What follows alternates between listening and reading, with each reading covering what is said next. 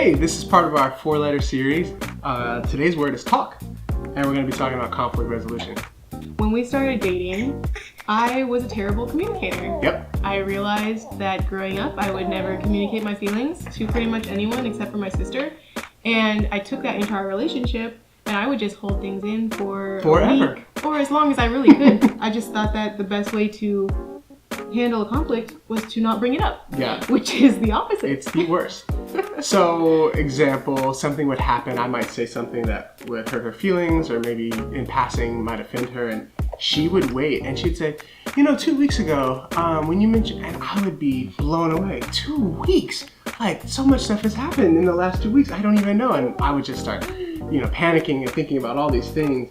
And we realized that we could not do that anymore.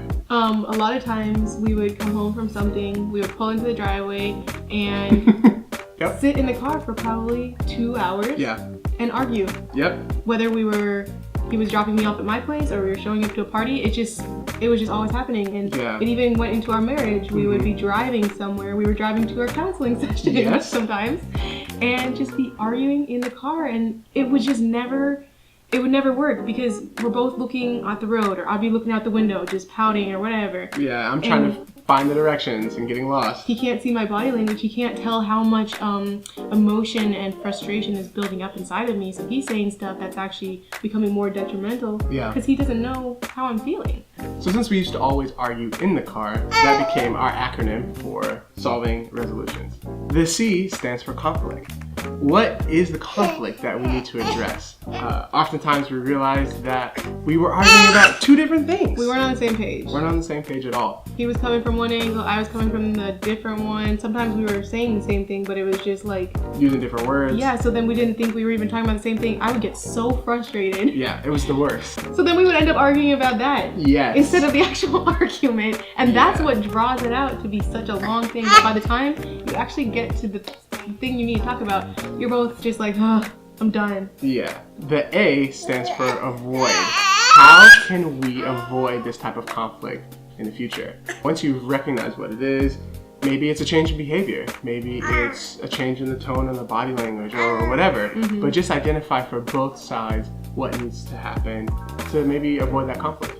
The R stands for resolution. So now that you've decided on the conflict, you've talked about how you can avoid it, what do you need to do now to move forward? And this is the key piece, right? You want to have all of your arguments in a form of resolution. Sometimes it doesn't happen, but if you can use a model to work towards it, then you have a better likelihood of success. Sometimes the hardest part about this acronym is just remembering to use it. Yes. I think we would forget for like majority of the time, but then finally we got into the habit and the routine of like, okay, what's the conflict?